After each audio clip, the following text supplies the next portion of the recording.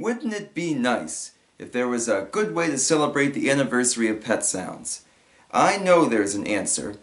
I could make some elaborate flashy review, but that's not me. How about let's go away for a while and compare the 50th anniversary box set from 2016 to 1997's 30th anniversary box set. Please comment your favorites from Pet Sounds below and hang on to your ego.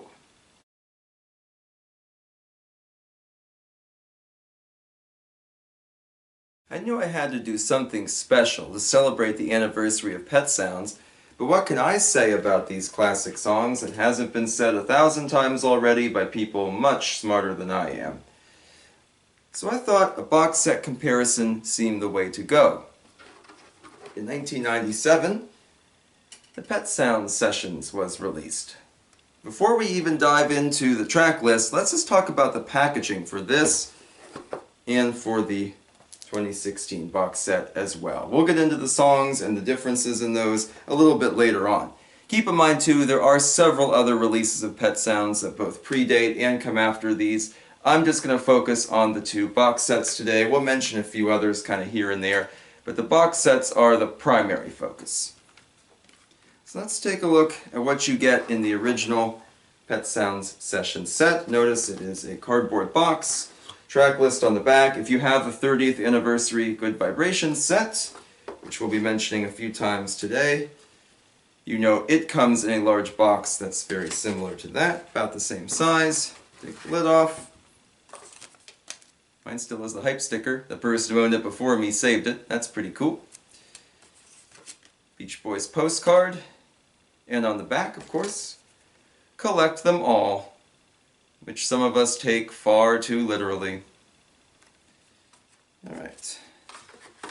The CDs themselves are in kind of one of these large multi-disc DVD cases, or CD cases I should say. You can use them for DVDs too, of course, but we don't see many of these in the Beach Boys world. There's a few, like the Australian Sounds of Summer, 10 Years of Harmony. I think there are a few compilation albums that are like greatest hits compilation albums that use them. We don't see those often. And on the back, full album in stereo, and then it sort of goes section by section. Usually it's sessions for a song, then the backing track. There's a section called stacco vocals, which is all a cappellas. There's a section called alternate takes. But of greatest interest to fans, perhaps, are the booklets. If we take a look inside, lots of artwork and picture collages. We have, I believe, a brand new interview, or almost brand new at the time, by Brian Wilson, May 1996. This wasn't released till 97. There were some complications behind the scenes, but I don't doubt they were prepping it throughout 1996 to coincide with the 30th anniversary of the album. Lots and lots of interviews, lots and lots of analysis there. A lot of mentions of the Beatles and other artists who admire the album. Indeed, Brian, at the end of the booklet, dedicates this set to the Beatles as well as his current wife, Melinda, who passed away not too long ago, sadly. But we have all kinds of info, song-by-song notes, who worked on what, who sang what, all well documented. Talk about chart positions and singles. The Doonesbury comic. I don't know how well it'll show up on camera here, where a dying man insists upon hearing Pet Sounds before he dies. People who worked on it, sessions and stuff. The person who owned this set before me had several newspaper clippings about Rolling Stone's, top albums of all time lists where Pet Sounds made number 3. And this person was trying to collect all of Rolling Stone's top albums. Something track list there, and I was about to say something that made more sense in the 90s than it does today, the lyrics. A very nice booklet overall, quite a bit in it. But there's more. The making of Pet Sounds. You might be forgiven for thinking that this little booklet is something very similar to the artwork book from the singles collection. This little book is all just pictures and photographs. This one is all interviews.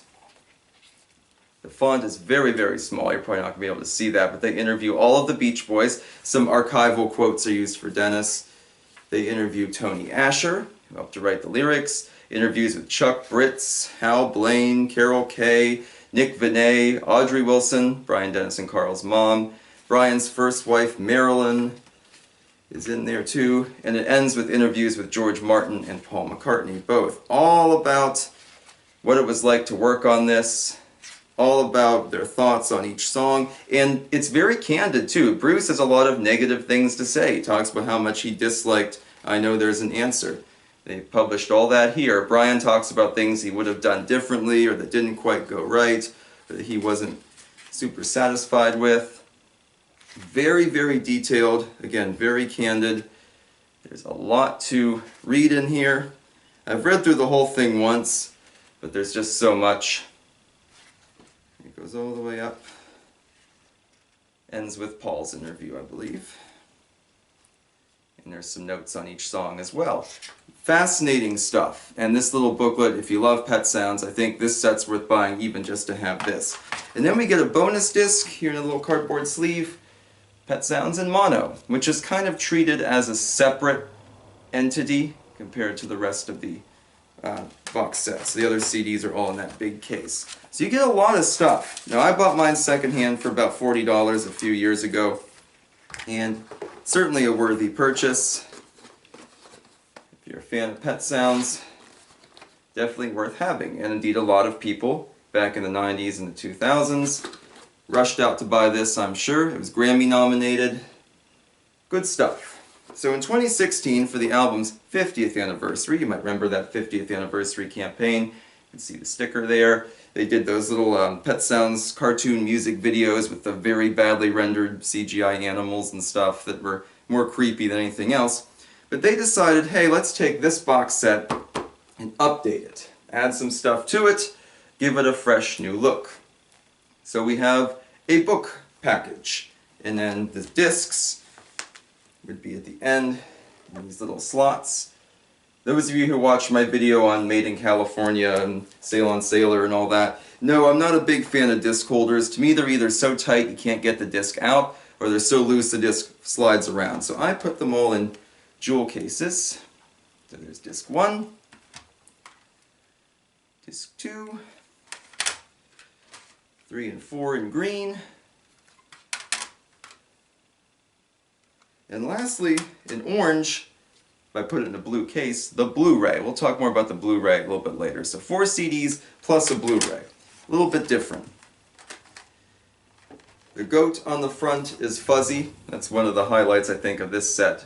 It improved on one thing, because to be honest, this is kind of disappointing. So it's a much bigger package, and it does open with a brand new article, by Dave Frick.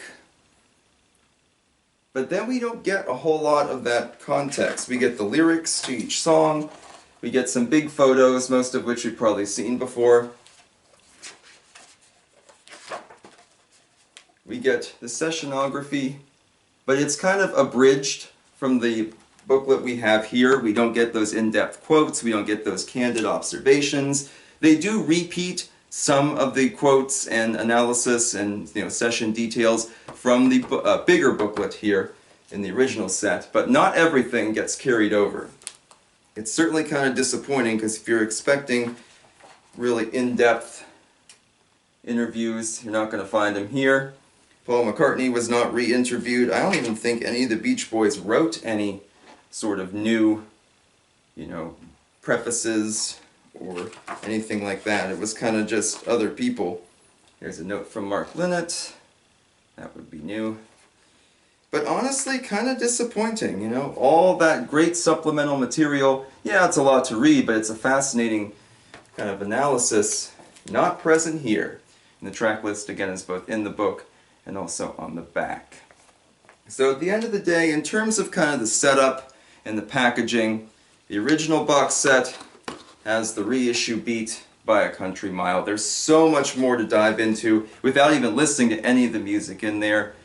This was kind of a disappointment, and maybe some of those candid comments generated controversy. They wanted to make sure those were removed. But at the end of the day, I'd say stick with the print material in here if you really want to learn all about the making of pet sounds.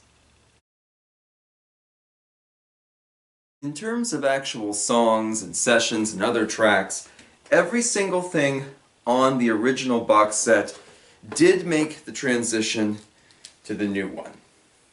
For the most part, things are in the same order, but there are a couple interesting differences.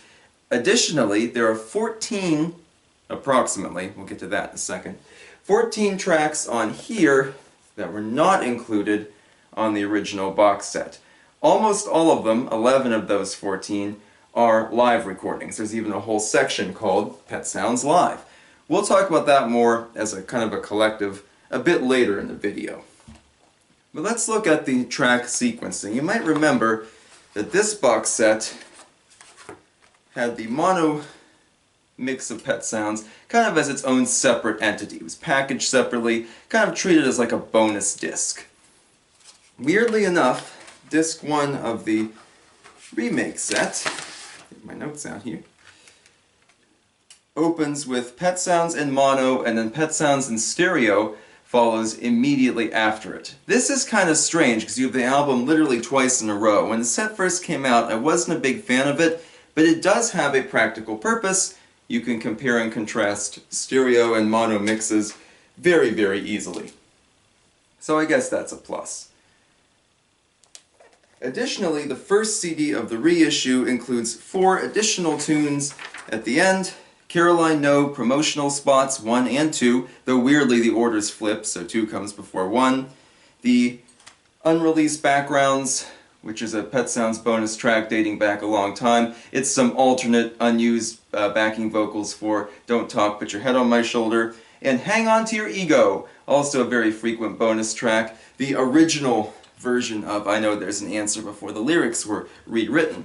Now all of these are on the original set, but they are near the end of this in the alternate versions section. Those 4 were taken out of that section and moved up to follow the mono and stereo albums. So very interesting there. Then we jump into what's pretty much the same between the 2 sets. Sessions and backing tracks for pretty much every song. A few things have additional material. All that additional material is flown over too, so like You Still Believe in Me, intro, that's the same, that kind of thing. And then we get to 3 tracks that are on this new set, but not on the older one. And or I should say 2 of those, involve I Know There's an Answer. So I Know There's an Answer was originally Hang On to Your Ego, and then it was rewritten. This box set includes a 10-minute track of a vocal session for that song. Mike Love trying to sing the lyrics and he keeps goofing up and cracking jokes. He imitates Jimmy Durante, all that kind of stuff. As indicated in the booklet on the original set, this song seemed to be complicated and seemed to be something that no one was too enthusiastic about. The fact that it was rewritten probably very late in production shows that. Mike Love, you can tell, is not into singing it. The way he keeps joking around and messing up on purpose and all kinds of stuff. It seems like it was a really complicated bit, and both Brian and Bruce disparaged a little bit in the booklet for the original set. It's cool that we have this, again, about 10-minute take of vocals and sessions. It's pretty interesting stuff. And then we follow along pretty much the same sequencing until we get to the other one, which is in sort of the alternate versions section. We get an alternate take of I Know There's an Answer. This time it's very similar to Hang On to Your Ego. It even keeps that weird vocal part at the beginning, that kind of growl thing that is on Hang On to Your Ego, but yet it has the I Know There's an Answer lyrics. So that's kind of cool. Probably a mix that was done when Hang On to Your Ego was officially discarded and they were working on what they were going to keep, what they were going to get rid of in terms of the lyrics. Not necessary, but still pretty cool. And then we have the live section is inserted, followed by the stacco vocals. So stacco vocals, acapellas of all the songs that are containing lyrics there. You can see it comes before the alternate version on the original box set, but here it's kind of isolated near the end. It's pretty cool to hear just the vocals for all those songs. Some of them we kind of sort of heard before, but it's still really nice to have them all in one place. And then, for me, the weirdest thing on this entire set, and probably the thing I like the least, Good Vibrations master track with partial vocal. Now, Good Vibrations has a lot of kind of missing material. There are tapes that were lost or taped over or destroyed or stolen or any number of things, and we don't have all the assets. It is noted in the original booklet for the set from the 90s that there are two kind of outliers they opted to include. One is Trombone Dixie. We'll get back to Trombone Dixie later in the video with a little special guest appearance by Steve Lewis of the Beach Boys basement. And the other being Good Vibrations. Good Vibrations sort of had its genesis during Pet Sounds. I don't know that Good Vibrations would have even been considered for Pet Sounds, even if it had been completed, but it had its origins here. And so they opted to include a little something, and we get a very frequent kind of session recording. You can hear it on several other releases too. It opens with, we're rolling, let's go! That kind of thing. It's on the Good Vibrations box set for the 30th anniversary. They mix it in with a backing track and some alternate takes and stuff. A longer version appears on the Smile Session set from 2011. It's on the Smiley Smile Wild Honey Twofer CD, all over the place there. So it's a pretty easy track to find, and they have a backing track as well to go with it. So nothing too unusual on this original set. Just a couple things to establish Good Vibrations' presence, but it's not really a big deal, and I'm sure most people who bought this set probably didn't buy it for that purpose. But at the end of this, as kind of the last official CD track, we'll get to the Blu-ray stuff in a second, because that's where things get a little more complicated.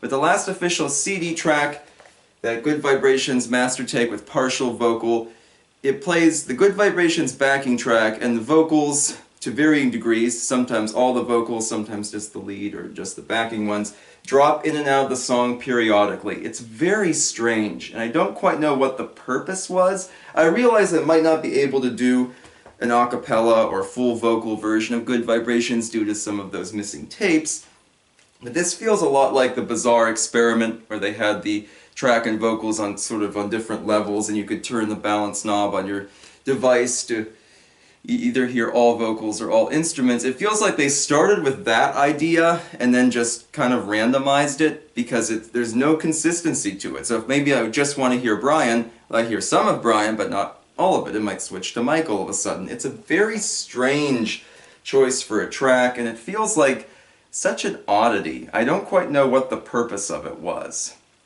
Additionally, the hidden track from the original box set is moved to be at the end of this new Good Vibrations one as well. It was originally connected to Here Today, and then they moved it to the very end for this set. That's the Here Today talking in the background turned up, and there's a little snippet of I Just Wasn't Made for These Times.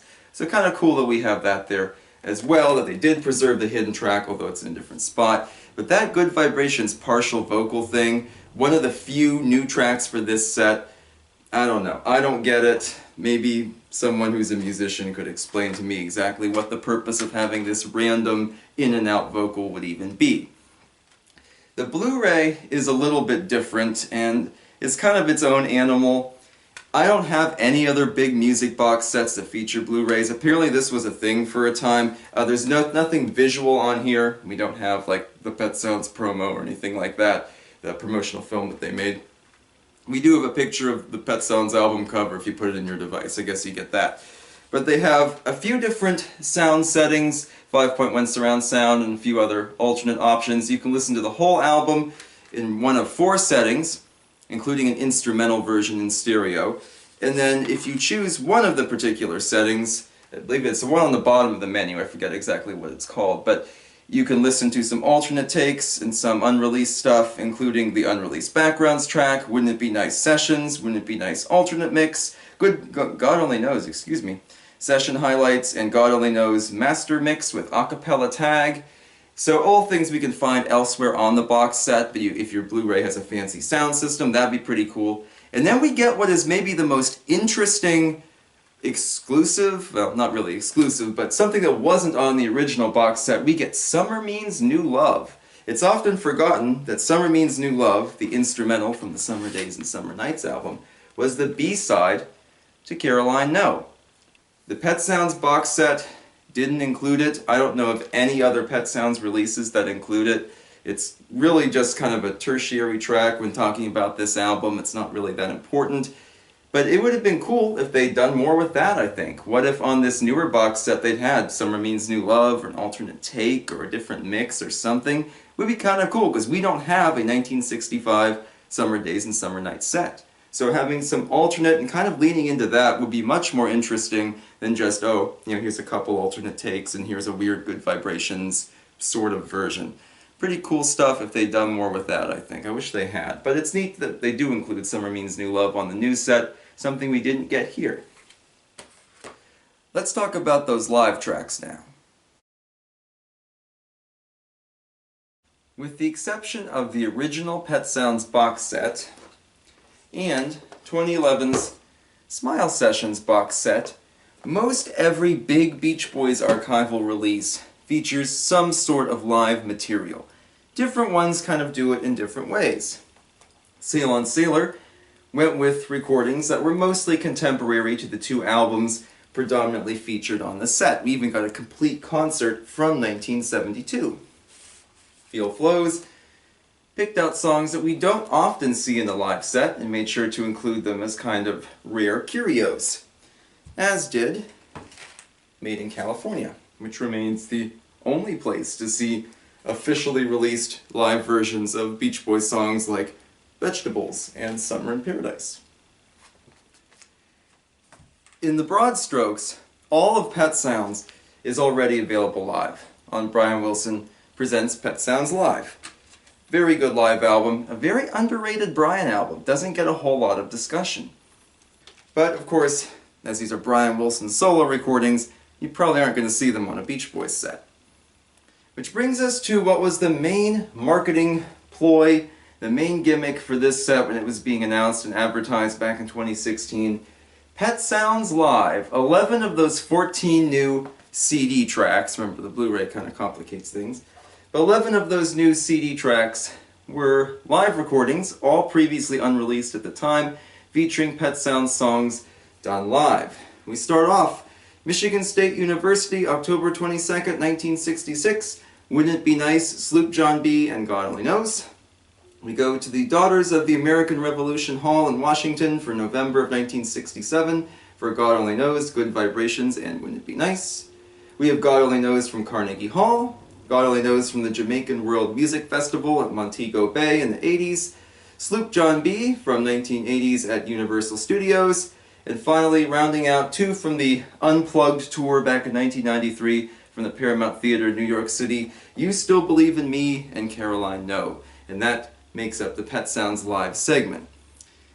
Now, as we've looked at those other box sets and things like that, there's a few different ways that they could have gone with Pet Sounds. We could have looked at the unusual ones. For example, the group only did I'm Waiting for the Day live in the 70s, including that would have been kind of neat. And we do see a couple unusual ones here. You Still Believe in Me and Caroline No were both live concert staples in the 70s, not really otherwise.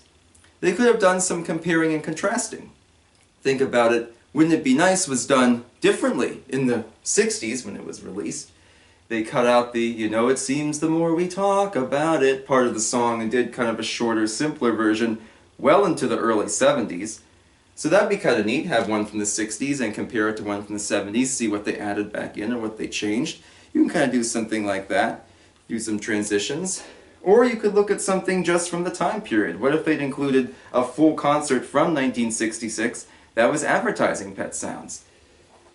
Or maybe something entirely different. But the point is, in this track list for the live section, they didn't pick any of those. Instead, they tried to do all of them at once, and were left with this almost incomprehensible jumble. Those recordings from 1966 and 1967 are basically the same. There's not much to offer up in terms of differences. They're too close together. If they wanted something unusual, they could have looked at the Hawaii shows from 1967, where the group does sort of stripped down psychedelic versions of some of these songs, and included those as a good point of contrast. But instead we get recordings that are almost identical, and weirdly one is Good Vibrations for some reason.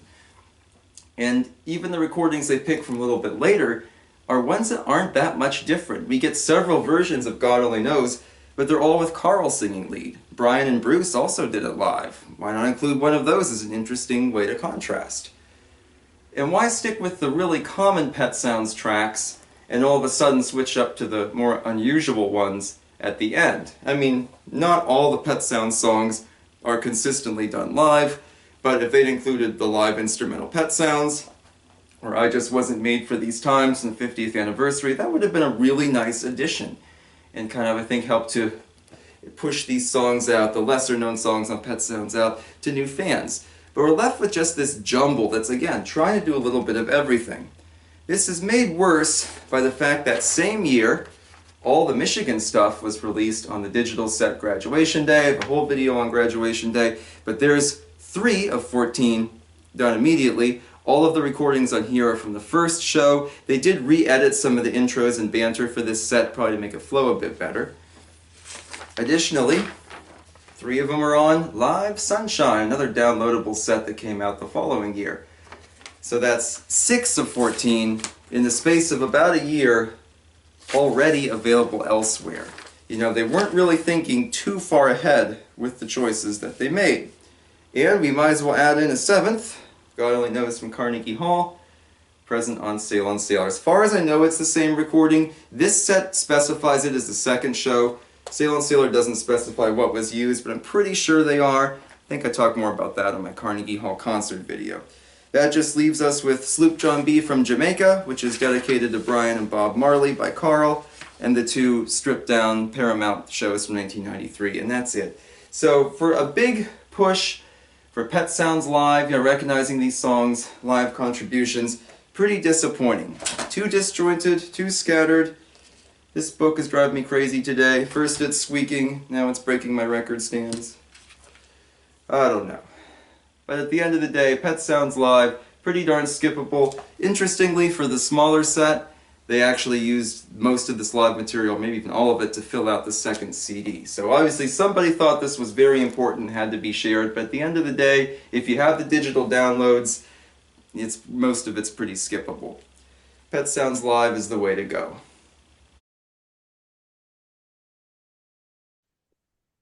You know, for me, and I think this will be a theme in this, it's the orphan live tracks that are the least interesting to me.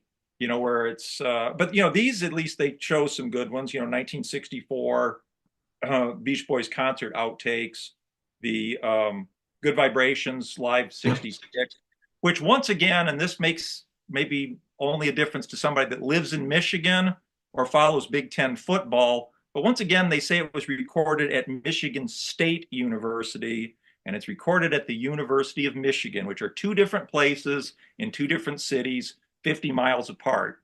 But That's good to know. University of Michigan, not Michigan State University. I have to check my video, make sure I did it right then. So when I review digital stuff. Even the Beach Boys by the Beach Boys book places it in Ann Arbor, which is correct, but then shows tickets and paraphernalia for Michigan State University, which obviously is a different show a few days earlier or later. I don't remember. Gotcha.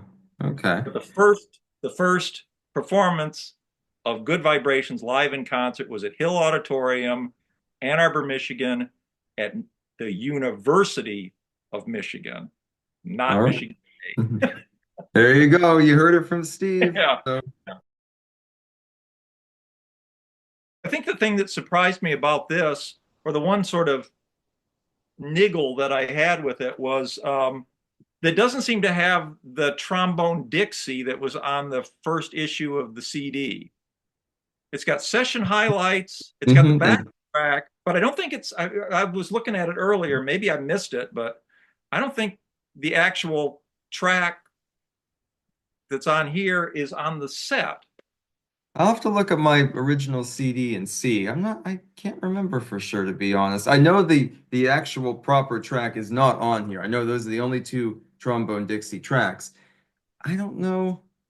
Yeah, I'll have to look at that again. That would be kind of weird.